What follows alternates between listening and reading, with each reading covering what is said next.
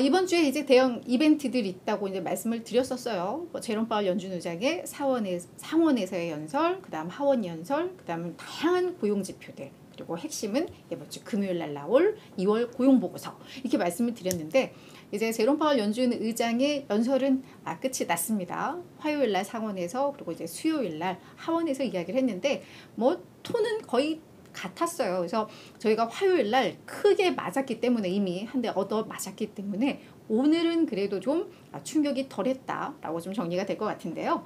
일단 미국 증시 마감 상황을 좀 먼저 보도록 하겠습니다. 보합권 혼조세로 마감을 했습니다.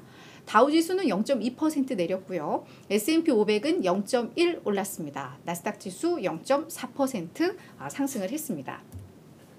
자, 앞서서 이제 제가 제롬 파월 연준 의장의 연설은 뭐 상원에서의 연설과 뭐 거의 같은 톤이었다라고 말씀을 좀 드렸는데, 좀 구체적으로 말씀을 다시 한번 좀 드리자면, 인플레를 낮추기 위해서 기준 금리가 이전 예상보다는 더 높아질 수 있다라고 이야기했습니다. 분명 어제 나왔던 이야기와 거의 똑같은 얘기죠.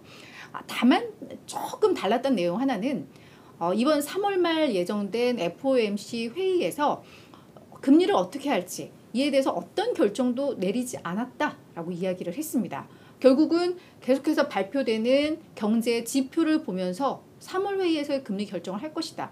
우리는 지금 어떤 미리 경로를 정해놓고 뭐 이렇게 가는 건 아니다라고 이야기를 한 거죠. 그래서 앞으로 나올 경제 지표들의 중요성이 더 강조가 되고 있는 상황인데, 이 JP 모건의 마이클 페롤리 수석 이코노미스트도 역시 이와 같은 분석을 했습니다. 파월의 연설은 향후 금리 결정이 단기 경제 지표에 크게 의존할 것임을 시사하고 있다라고 이야기를 하고 있습니다. 그리고 TS 롬바드의 이 스티븐 블리츠 수석 이코노미스트는 연준은 경기 침체를 만들 때까지 출구가 없어 보인다라고 이야기를 했습니다. 그러니까 결국은 인플레를 잡기 위해서는 경기 침체는 반드시 좀 필요한 요소이고, 그게 확인될 때까지 연준은 계속해서 금리를 인상할 수밖에 없다. 여기서 후퇴할 뭐 명분이 없다라는 거죠. 그래서 그런 식의 또 분석들이 나왔고요. 골드만삭스에서는 최종 금리 목표 범위가 현재 5에서 5.25로 설정이 되어 있는데, 이거를 아마 한 5.5에서 5.75까지도 높아질 것 같다라는 요 전망치를 상향 조정을 했습니다. 그래서 3월 FOMC 회의 이후 공개되는 이 점도표에서 아마 연준 인사들은 금리를 요 정도 5.5, 5.75까지도 높일 수 있다라고 전망을 한 건데요. 이 CME의 패드 워치를 좀 보더라도 3월 회의에서의 50bp 인상 가능성 점치는 전문가들, 그러니까 트레이더들이 훨씬 더 늘어나고 있는 상황입니다.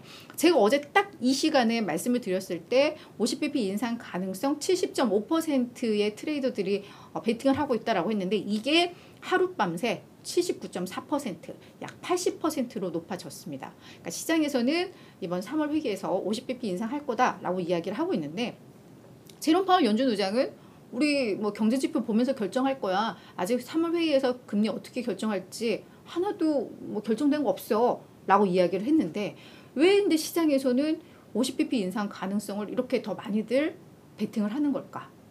네, 경제지표가 나왔죠.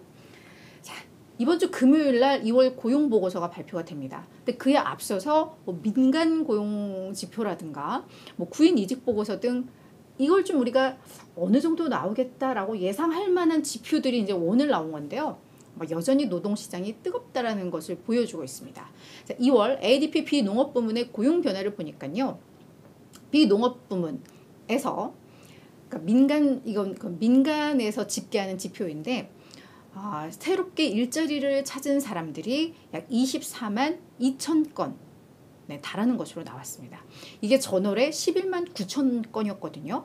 그러니까 거의 한 달 새 2배 가까이, 2배 이상이죠. 2배 이상 늘어났습니다. 시장에서도 한 20만 건 정도 증가할 것으로 예상을 했는데 이를 훌쩍 뛰어넘은 거죠. 그러니까 이렇게 나오니까 이번 고용보고서도 좀 불안하다라는 해석들이 좀 나오고 있고, 그러다 보니까 50bp 인상 가능성에 베팅하는 시장 참여자들이 늘어나는 거죠. 그리고 여기에서 발표한 임금 상승률을 보니까 7.2%로 나왔습니다.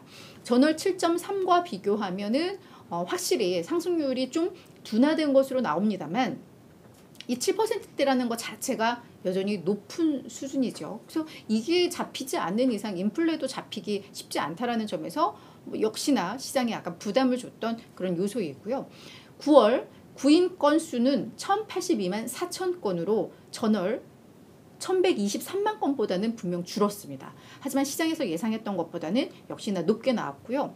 구직장 한 명당 구인 건수 배우를 보니까 1.9명이 나왔어요. 그러니까 한 명당 나는 일자리를 찾는 사람이 한 명인데 이 사람에게 지금 막 사람을 찾겠습니다. 공고 나온 거는 한 2개가 된다라는 거죠. 그러니까 여전히 노동시장이 뜨겁다라는 것을 보여주는데 이게 팬데믹 이전에는 1.2명이었으니까 지금 상당히 높다는 것을 보여줍니다. 그래서 2월 고용보고서도 생각보다 강하게 나올 수 있겠다. 뭐 이런 부분들이 시장에선 반영됐는데 다만 증시의 낙폭이 제한적이었던 것은 이미 어제 이런 부분들이 일정 부분 좀 반영이 되지 않았나라는 뭐 그런 해석들이 좀 나오는 것 같습니다.